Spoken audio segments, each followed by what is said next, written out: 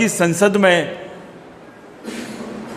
देश आजाद होने के बाद से पहली बार इतना बड़ा कानून पास हुआ जिसने आदिवासियों के अधिकारों को ही प्रश्न चिन्ह लगा दिया।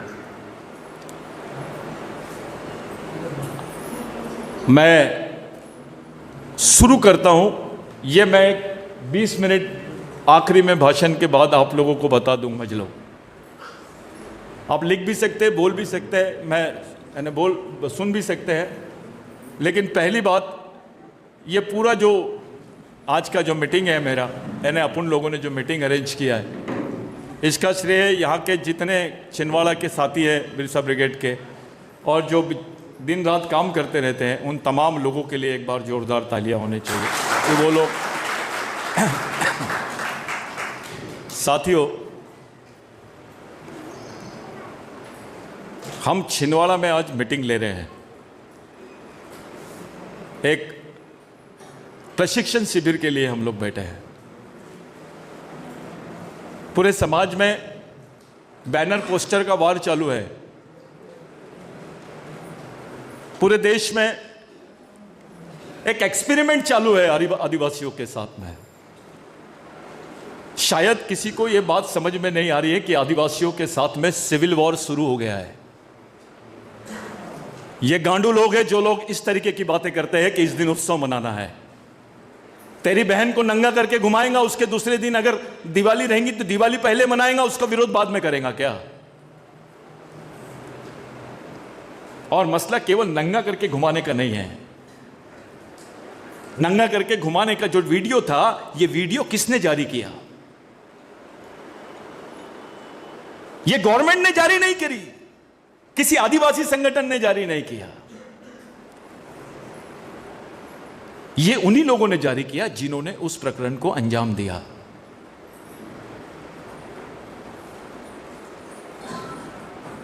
सरेआम सबके सामने ऐसा बोला जा रहा है कि 600 बंदूकें लूटी गई। मैं मणिपुर पर बात करके स्टार्ट कर रहा हूं।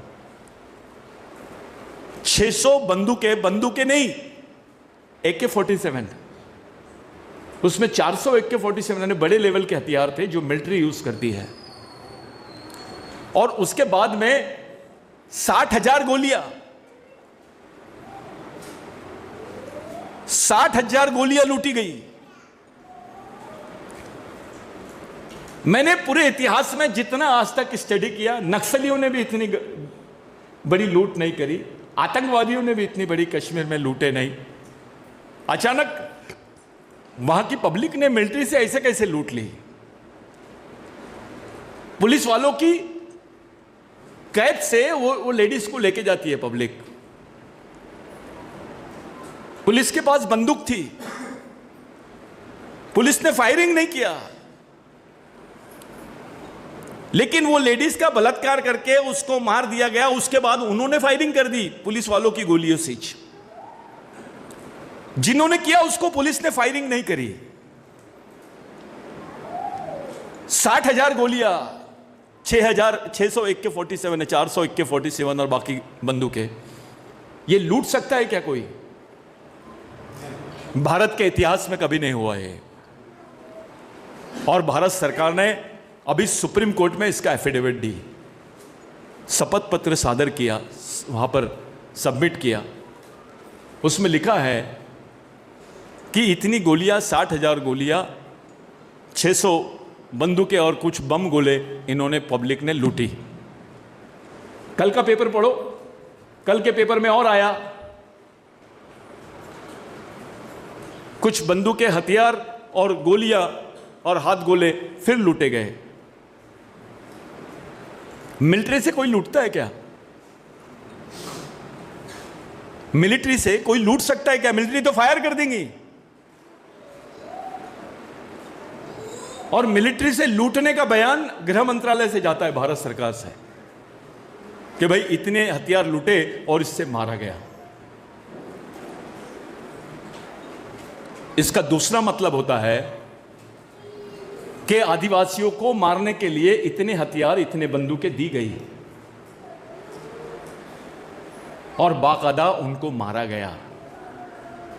आज का स्टेटमेंट है बीबीसी का कि मरने वालों की संख्या जो है 400 नहीं है, 300 नहीं है, उससे कई ज्यादा है, जिसका अभी अनुमान लगाना मुश्किल है। एक वीडियो आया है जिसमें बताया जा रहा है कि 3 महीने से लाशें पड़ी हुई है सड़क पर। आपने देखा होगा वीडियो। मणिपुर में लाशें पड़ी हुई है, काली पड़ गई है, उसको इल्ली लग गए हैं, लेकिन उनको उठाने वाला कोई नहीं आया, ना सरकार आई। वो क्षेत्र को आग लगा दिया गया, वहां पे बॉडियां पड़ी हैं।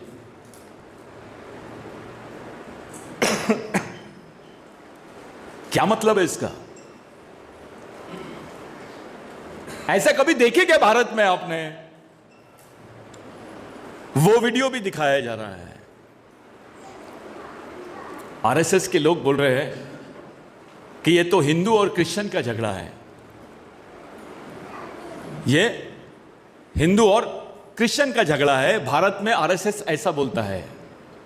और यही भारत सरकार विदेश में बोलती है कि ये आदिवासी समुदाय के दो समुदायों के बीच का झगड़ा है। वहां नहीं बोलती कि क्रिश्चियनों को मारे, वहां बोलते हैं कि आदिवासी समुदाय के बीच का झगड़ा है। ये दोनों चीजें सफेद झूठ है। भारत के 2 पार्ट है, आदिवासी भारत के 2 पार्ट है, जिसको डॉक्टर बाबा साहब अंबेडकर ने 5th शेड्यूल और 6th शेड्यूल बोला, जिसको 5वीं अनुसूची और 6वीं अनुसूची बोलते हैं। 6वीं अनुसूची में 7 राज्य है जिनको 7 सिस्टर बोलते हैं, नॉर्थ ईस्ट के, मेघालय, नागालैंड, मणिपुर, मिजोरम, अरुणाचल, ये 7 राज्य है वहां। और 5वीं अनुसूची में जो राज्य है, पहला झारखंड, उड़ीसा, आसाम, मध्य प्रदेश, छत्तीसगढ़, राजस्थान, गुजरात, तेलंगाना, ये 5वीं अनुसूची की क्षेत्र है। महाराष्ट्र। करना क्या चाह रहे हैं ये लोग? किसी को समझ में नहीं आ रहा कि करना क्या चाहती है गवर्नमेंट। पहले इन्होंने लाए, मध्य प्रदेश में प्रधानमंत्री आए और इन्होंने बोल दिया हम यूसीसी लागू करेंगे। पहले मेरी बात को ध्यान से सुनना, नहीं तो समझेगा ही नहीं आप लोगों को। यूसीसी का मतलब होता है यूनिफॉर्म सिविल कोड।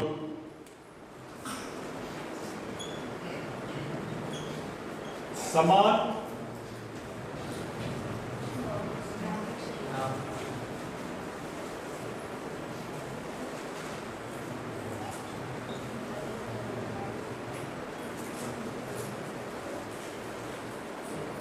अब मामला देखिए कैसा अलग जा रहा है। समान नागरिक संहिता, यानी भारत में जितने लोग रहेंगे उनको समान रूप से कानून लागू होगा। वास्तविकता में समान नागरिक संहिता इसलिए लाया गया है क्योंकि ओबीसी बोल रहा है जातिगत जनगणना कराओ, दलित बोल रहा है कि मेरे को प्राइवेट सेक्टर में आरक्षण दो, आदिवासी बोल रहा है कि मेरे जमीनों के अधिकारों को सुरक्षित करो, मेरे लिए पर्सनल लॉ होना चाहिए। इस देश में मुस्लिम पर्सनल लॉ है, हिंदू पर्सनल लॉ है, क्रिश्चियन पर्सनल लॉ है, तो आदिवासी का सांस्कृतिक पर्सनल लॉ भी होना चाहिए। हमारे कुछ लोग हैं बचपना कर रहे हैं, वो लोग धर्म कोड मांगने की मांग कर रहे हैं। धर्म कोड जो है ये आदिवासी की मूल से आपको हटा देगा,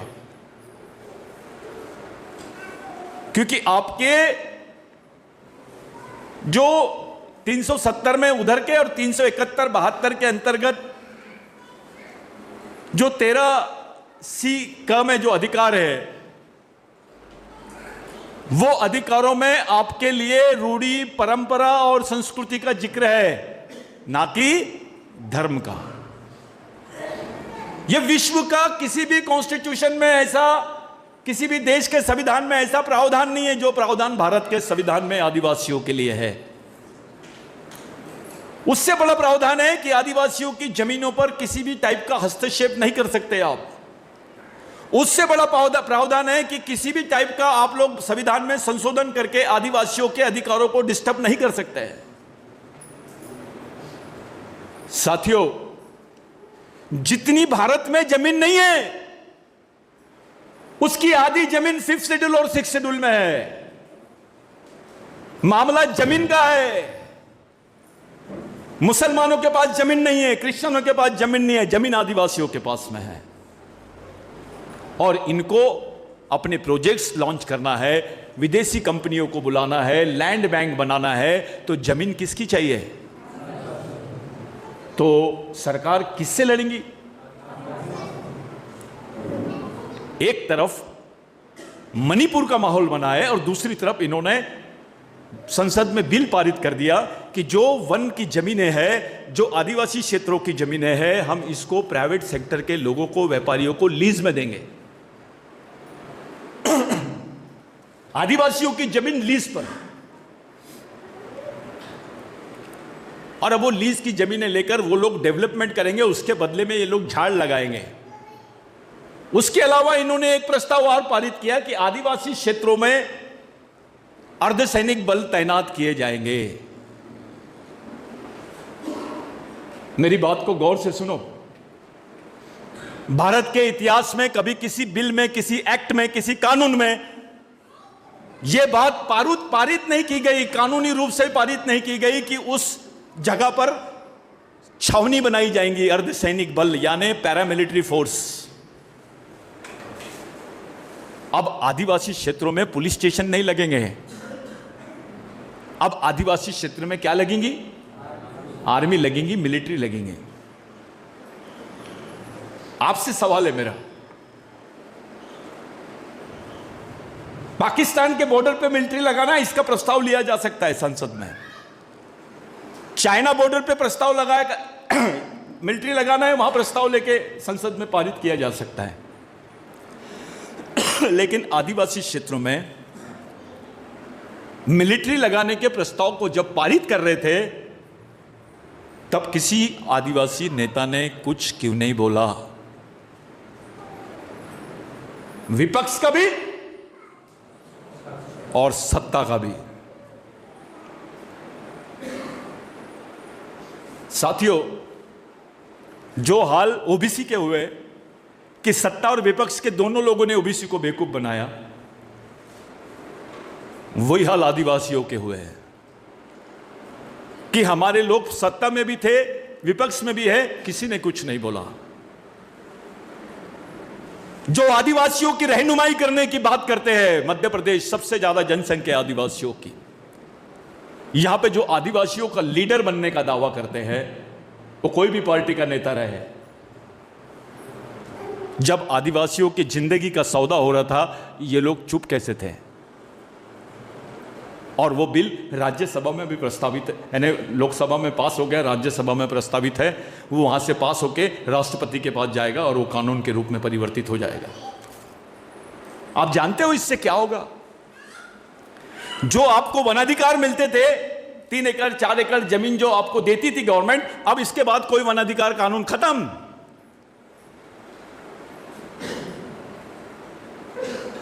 सीएफआर खत्म। सीएफआर का मतलब होता है कम्युनिटी फॉरेस्ट राइट्स, यानी सामुदायिक वन अधिकार, सामाजिक वन अधिकार। ये नाम की जो संकल्पना तुम्हारे सामने थी कि आदिवासियों को इस देश की जमीनें दी जानी चाहिए क्योंकि मूलतः वो इस जमीन के मालिक है, जो प्रस्ताव है था तुम्हारे कानूनों में, उस प्रस्ताव को इन्होंने खत्म कर दिया। अपने लोग 5वीं अनुसूची का झंडा लेके नाच रहे हैं। तकलीफ कब होती है कि कांग्रेस का भी आदिवासी आदमी और बीजेपी का भी आदिवासी आदमी, अपने समाज के भी संगठनों का आदिवासी आदमी 5वीं अनुसूची का झंडा लेके नाचता है और उसको मालूम नहीं रहता है कि 5वीं अनुसूची में क्या हो गया है।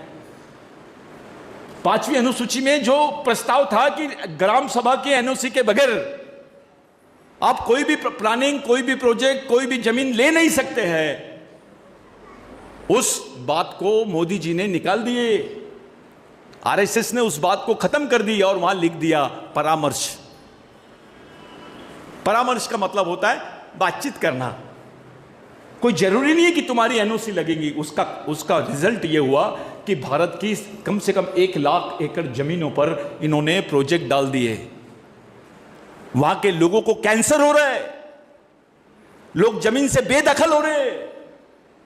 गढ़चिरौली में देखो आप, सूरजागढ़ में, जहां पे सबसे बड़ा मिनरल से, वर्ल्ड का सबसे रिचेस्ट मिनरल मिलता है, वो अब मध्य प्रदेश में लूटेंगे ये कोयला खदान के नाम पे, जमीनों के नाम पर, पानी के नाम पर। मध्य प्रदेश में भी पूरे प्रोजेक्ट्स लगने वाले हैं। जब आदिवासी के जिंदगी का मामला आता है, इस देश की कोई पॉलिटिकल पार्टी, कोई लोग, अपने पॉलिटिकल पार्टी का तो नाम ही मत लो, जो आदिवासियों के राजनीतिक दल है ये पहले बिक गए हैं, नेता भी बिक गए हैं, ये धंधा समझते हैं राजनीति को। पूरे समाज के जीवन का सौदा हो रहा है और आप लोग मस्त है, मैं यहां से लड़ूंगा, मैं वहां से लड़ूंगा। वहां क्या करेगा? तेको चीफ मिनिस्टर बना देते, जमीन बचा सकता क्या? कानून बचा सकता है? प्रधानमंत्री बनाते हैं तुमको। अरे कितनी बड़ी बात है कि देश की राष्ट्रपति आदिवासी है और उसके हाथों से ये बड़े बड़े बिल लिया ने। तुम्हारे जीवन का सबसे बड़ा, आदिवासी अधिकारों का सबसे बड़ा जो फैसला है, उसको खत्म करने का फैसले पे साइन करेंगे इस देश की आदिवासी राष्ट्रपति। जब इतिहास लिखा जाएगा तो बोला जाएगा कि भाई आदिवासियों के अधिकारों को खत्म करने का, भारतीय संविधान से खत्म करने का जो आखिरी साइन है, उसको मंजूरी जो है वो आदिवासी राष्ट्रपति ने दी है।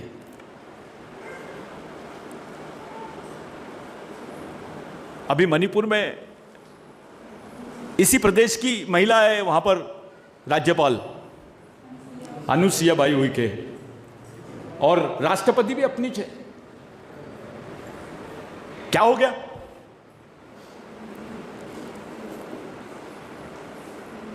क्या कर ली हमने?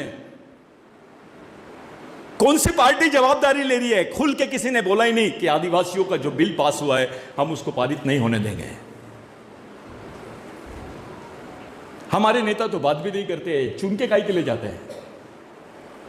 साथियों, मैं आरोप कर रहा हूं, पार्टियों ने तो आदिवासियों को खत्म किया है, पार्टियों ने तो हमको कुएं में डाल दिया है, लेकिन हमारे नेताओं ने खाई में डाल दिया। धोखा किसी ने नहीं किया। तुम चुप कैसे रहते हो जब तुम्हारे समाज का प्रश्न आता है, तुम्हारे समाज के झील जमीन जंगल का प्रश्न आता है, उसकी इज्जत का प्रश्न आता है, तुम्हारे समाज के सम्मान का प्रश्न आता है, पहचान का प्रश्न आता है, तुम्हारे समाज के बुनियादी संवैधानिक अधिकारों का प्रश्न आता है, तुम चुप कैसे रहते हो? अब इलेक्शन लड़ने में मजबूर कर देंगे हमको। यह जानबूझ के किया गया है कि एक तरफ इलेक्शन का माहौल रहना चाहिए, इनका ध्यान पूरा इलेक्शन की तरफ लगा दो और दूसरी तरफ इनके अधिकारों को समाप्त कर दो।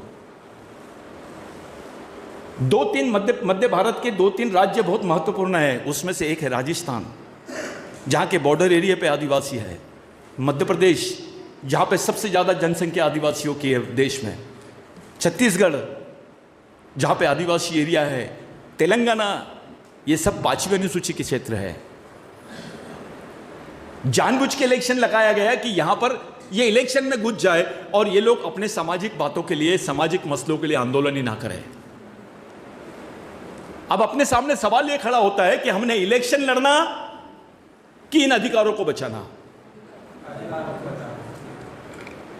चुनाव लड़ेंगे, एमएलए बनेंगे, समय निकल जाएगा, तब तक के ये लोग हमारे अधिकारों को समाप्त कर देंगे संविधान से।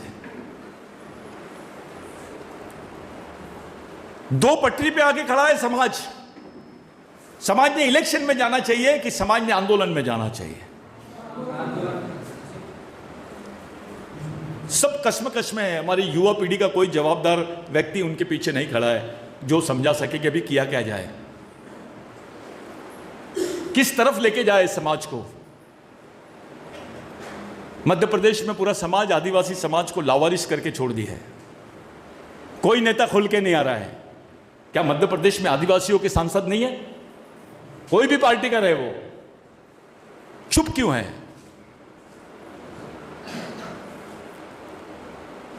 यही मोदी जी हमारे बीच में आएंगे, भाषण करेंगे, हमको वोट देने की बात करेंगे। समाज में इतनी ताकत तो रहनी चाहिए बे, तुम हमारे बीच में आए। तुम पार्लियामेंट में जब हमारी जिंदगी का सौदा कर रहे थे, तुम क्या कर रहे थे? तुमने कैसे कर दिया ये? मैं जो बात बोलने के लिए आया हूं उस बात को पहले अच्छे से समझ लो। जो वन पे अधिकार है तुम्हारे, उसके लिए ये लोग मरे हैं, मरना पड़ा है इनको। बिरसा मुंडा को, टंट्या भील को, शंकर शाह, रघुनाथ शाह को, आवंती बाई को, दुर्गावती को, तिलका मांझी को, गुंडाधुर को, बाबूराव शर्मा के को, राघोजी भांगरे को, रेंगा कुरकू को, जो हमारे जितने शहीद हैं इनको मरना पड़ा, तब जाके हमको वन के अधिकार मिले, जमीन के अधिकार मिले। ये जमीनों के अधिकारों के लिए उनको क्या करना पड़ा? आज जमीन के अधिकार उनके मरने के बाद जो हमको मिले वो आज समाप्त हो रहे, हमको क्या करना पड़ेगा?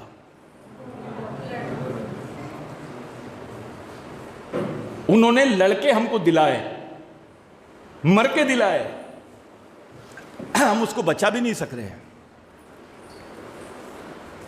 हमारे पे जवाबदारी सिर्फ बचाने की है, उसको हासिल करने की भी नहीं है। जो है उसको बचाने की लड़ाई की जवाबदारी है। सवाल यह है मेरा कि आप लोग इस समाज को कैसे बचाओगे? इस समाज को इलेक्शन से बचाया जा सकता है क्या? क्या रास्ता है? कोई ऐसा तो रास्ता निकाला जाए कि जिससे हमारे समाज के आंदोलन को भी आंचना है, हमारे समाज के प्रतिनिधित्व को भी आंचना है और हमारे अधिकारों को भी आंचना है। भाइयों, हम ओबीसी के पास जा रहे हैं। कुछ लोगों ने बोला सतीश भाऊ आजकल पूरा ओबीसी की तरफ ध्यान दे रहे हैं। गलत बात। ओबीसी को हमारी जरूरत नहीं है, हमको ओबीसी की जरूरत है। दलितों को हमारी जरूरत नहीं है, हमको दलितों की जरूरत है। मुस्लिमों को हमारी जरूरत नहीं, लेकिन हमको मुस्लिमों की जरूरत है। क्योंकि खत्म कौन हो रहा है? तुमने बहुत बड़ा नाम सुने होंगे, कारगिल युद्ध। कितने लोग मरे उसमें? कितने मरे? कारगिल में कितने मरे?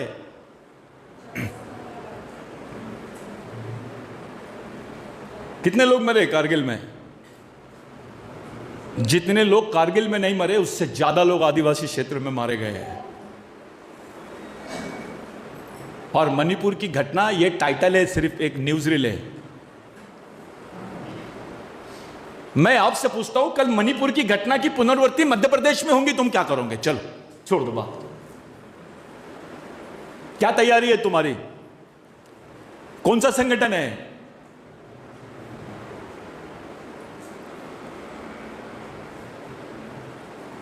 आरएसएस चेक कर रहा था आदिवासियों में कितना दम है। तुम्हारे साथ में रह के तुम्हारे अधिकारों को समाप्त करने का षड्यंत्र रचते और उनके षड्यंत्र का हम सैनिक बन के सम्मान के साथ समाज में घूमते हैं। कांग्रेस के लोग भी आरएसएस के ही साथ में रहते हैं अभी बहुत ज्यादा। उस नीति को वो लोग भी अपना रहे हैं। आदिवासियों का क्षेत्र है छिंदवाड़ा। जितना सम्मान आदिवासियों का नहीं हुआ उससे ज्यादा सम्मान बागेश्वर महाराज का दिख रहा है मेरे को। 10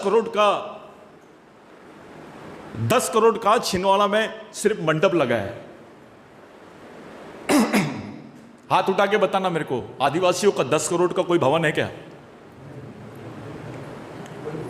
ये तो लीज पे दिए बागेश्वर महाराज के लिए। आदिवासियों को जमीन भी नहीं है छिंदवाड़ा में। तुम्हारे जमने के लिए जमीन नहीं है। ये जो मैं एरिया में आया हूं, गांव से बाहर दिख रहा है मेरे को ये। जैसे भी है सबका शुक्रिया अदा। जो है something is better than nothing. कुछ नहीं होने से अच्छा कुछ है, इस बात को लेकर हम आगे बढ़े। साथियों, मैं पूछ रहा हूं, मध्य प्रदेश में अगर ऐसा हुआ तो हमारे समाज के पास में क्या है? क्या तैयारी है? मैं ये बात करने के लिए आया हूं। मैंने आज से 15 साल पहले बोला था कि ऐसा आदिवासियों के साथ में होगा। किसी ने मेरे को सुना होगा तो मेरे रिकॉर्डिंग्स होंगे किसी के पास, तो चेक करो पूरा।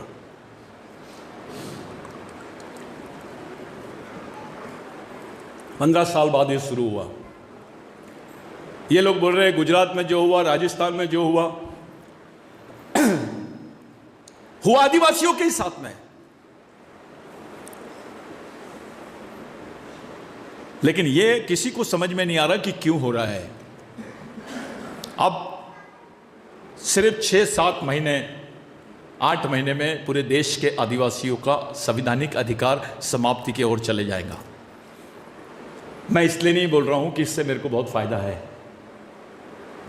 हो सकता है मेरे ये स्टेटमेंट से मेरे को कोई गिरफ्तार कर ले कि समाज को बहका रहा है, भड़का रहा है, लेकिन मैं भड़का रहा हूं। 6 महीने में आपके बाल बच्चों के अधिकार पूरी तरह खत्म हो जाएंगे। मेरे को एक जन ने पूछा, भाऊ आप 9 अगस्त का विरोध कर रहे हैं, 9 अगस्त के दिन क्यों कर रहे हैं? मैं उसको पूछा 9 अगस्त को क्या है? तो विश्व आदिवासी दिवस है। तो मैंने बोला भारत सरकार ने बोला है क्या वहां पर कि आदिवासी भारत में रहते हैं, या तुमको आदिवासी मानने के लिए तैयार है भारत सरकार?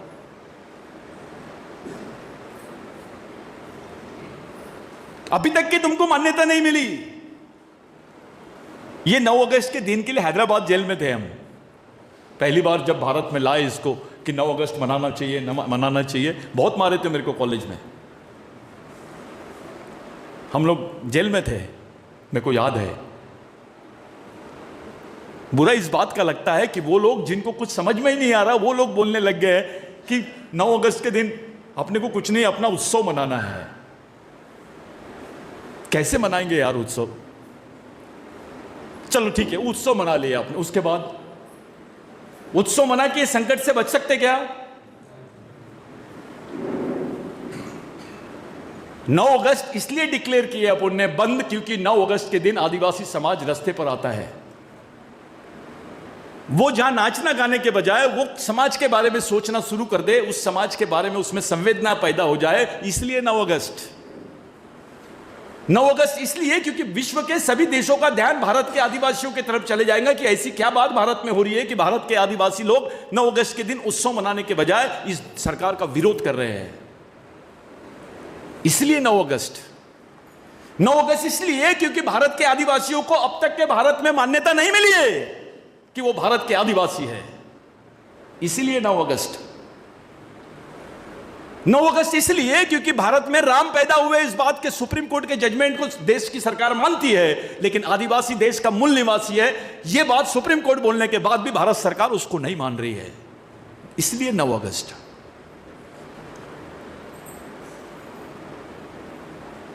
बस सुप्रीम कोर्ट का जजमेंट आने के बाद कोई जजमेंट नहीं बचता है।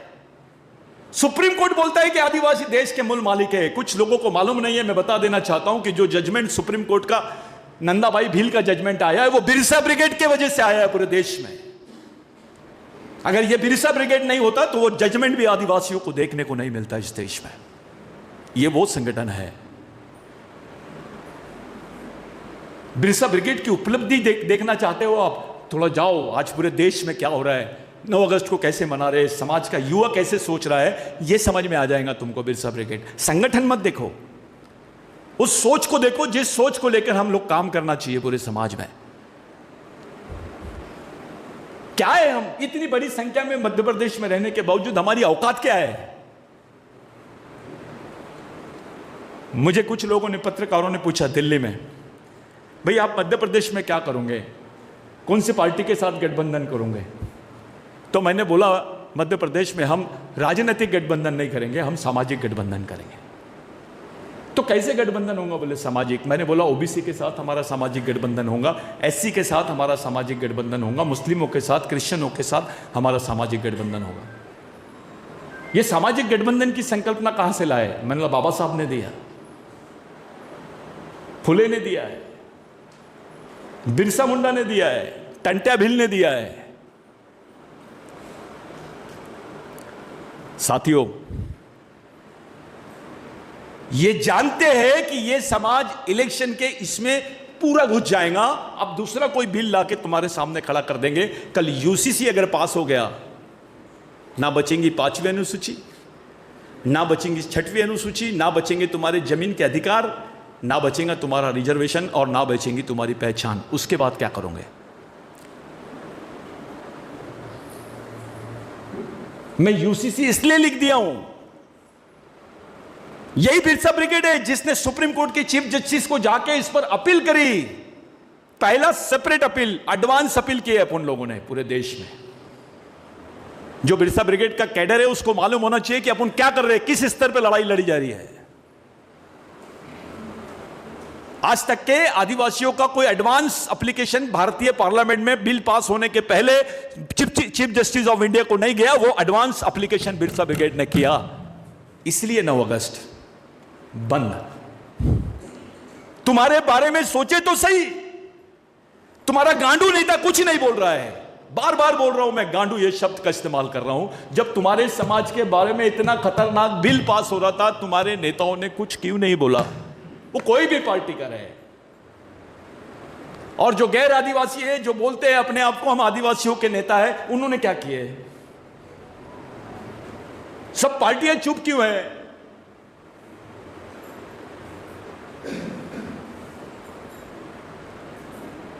पार्टी आदिवासी की रहती है और टिकट आरएसएस बांटती है।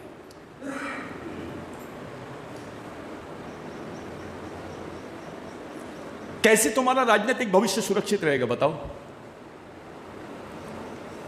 यही दौर है जब मध्य प्रदेश में इलेक्शन भी हो गए, और यही दौर है जब पार्लियामेंट में तुम्हारे बारे में इतने नाजुक बिल पास कर दिए जाएंगे, इतने नाजुक कानून तुम्हारे पे लादे जाएंगे। तुम्हारी जनरेशन खत्म हो जाएंगी, ऐसे कानून पास हो गए हैं। फॉरेस्ट बिल पढ़ो, क्या हुआ है तुम्हारे साथ, क्या धोखा किया गया है वो पढ़ो। 5th शेड्यूल में जो अमेंडमेंट हुआ है उसके बारे में पढ़ो, तुम्हारे साथ क्या धोखा हुआ है वो देखो।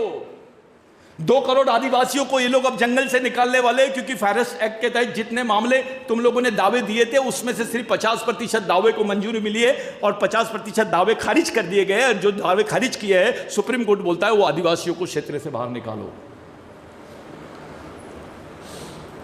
2 करोड़ आदिवासी हमेशा हमेशा के लिए अपने जमीन से बाहर चले जाएंगे। कौन बोल रहा है तुम्हारे बारे में? कौन जवाबदारी ले रहा है? मैं यहां का विधायक बनूंगा, मैं यहां का एमएलए बनूंगा, मैं मिनिस्टर बनूंगा, मेरी ये पार्टी है, मेरी वो पार्टी है, ये अपनी पार्टी है, क्या करोगे इससे?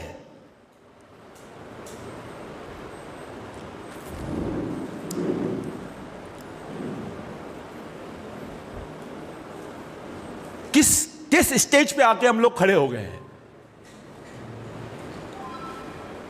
कौन से स्टेज पे हम लोग आके, किस अवस्था में आके हम लोग खड़े हैं, ये थोड़ा समझने की कोशिश करो। मैं तुमसे 2 सवाल पूछता हूं। क्या आदिवासियों के पास ऐसा सामाजिक संगठन है जो पूरे देश में आदिवासियों का नेतृत्व करता है? आदिवासियों के पास में ऐसा कोई सामाजिक संगठन है? सवाल है ये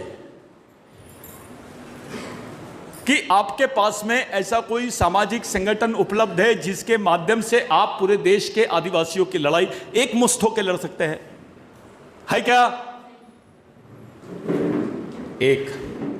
दूसरी चीज, एक तरफ आप इलेक्शन लड़ोगे, इलेक्शन की तरफ जाओगे, दूसरी तरफ इन्होंने जो जो बिल पास कर दिया है वो बिलों को इंप्लीमेंट करना शुरू कर देंगे 5वीं अनुसूची के क्षेत्र में, यानी मध्य प्रदेश, छत्तीसगढ़, झारखंड, उड़ीसा, आसाम, महाराष्ट्र, नागालैंड, इधर साइड। जब मणिपुर जैसी स्थिति मध्य प्रदेश में बनेगी, तुम्हारी क्या तैयारी है? अरे जिन्होंने मणिपुर में इतना बड़ा हमला किया, हथियार इतने लूट सकता है क्या कोई? उसका दूसरा मतलब यह है कि हथियार दिए गए आदिवासियों को मारने के लिए, और उससे बुरे हालत यहां होंगे मध्य प्रदेश में, क्योंकि तुम्हारा आदमी तो आधे से ज्यादा तुम्हारी दुश्मन की सेना का सेनापति है। गोली इधर से भी चलेंगी, उधर से भी चलेंगी, लड़ेगा इधर का भी आदमी, उधर का भी, मरेगा कौन? उस स्थिति पे कौन विचार कर रहा है?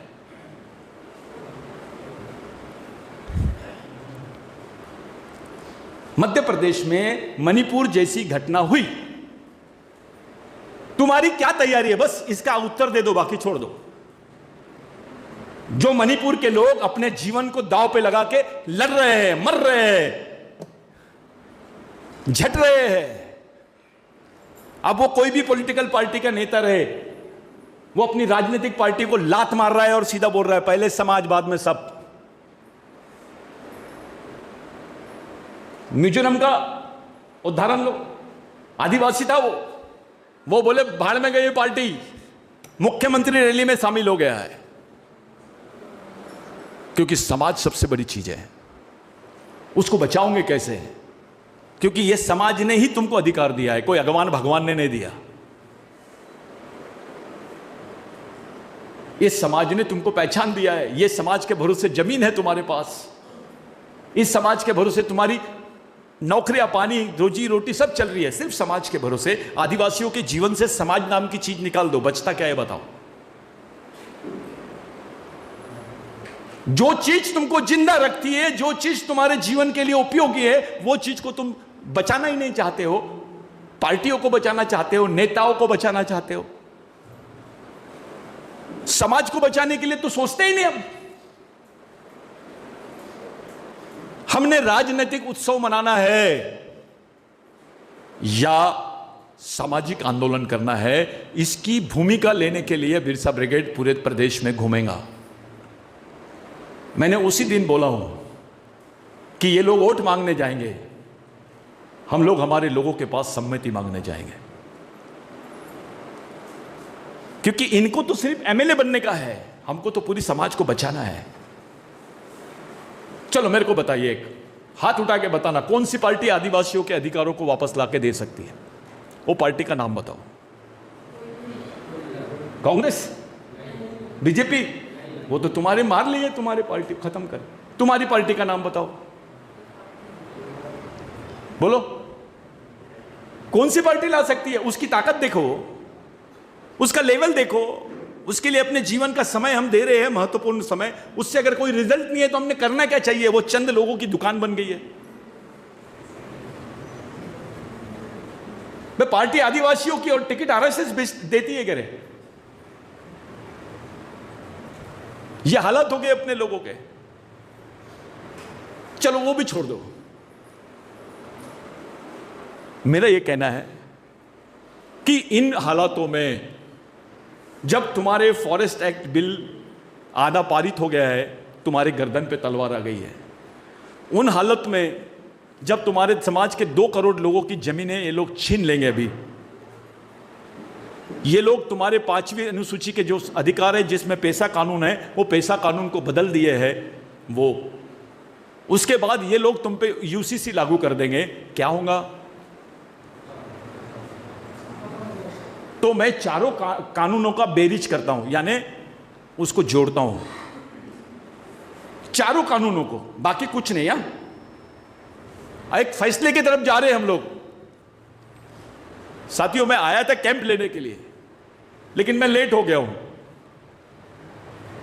मेरे को वो उधर जाना भी है, वो वीडियो कॉन्फ्रेंसिंग जो अमेरिका के आदिवासियों के साथ, आज तुम लोग भी देखना लाइव, उसको आएगा, वो सब लोगों को दिखेगा। उसको एनडीटीवी स्पॉन्सर करने के लिए तैयार हो गया आज, लेकिन हम लोगों को अपने लेवल पर, क्योंकि एनडीटीवी भी उन्हीं की है, कोई भी टीवी उन्हीं की है, सभी चैनल उन्हीं के हैं, तुम्हारी कोई बात वहाँ तक पहुँचने वाली नहीं है। सिर्फ एक सोशल मीडिया ही है जिसके मार्फत हम लोगों को कुछ सुनने मिलता है, बाकी जगह से तो कुछ भी नहीं चल रहा है। तो मैं 4 प्रश्नों को रखता हूँ तुम्हारे सामने, फैसला तुमको लेना है।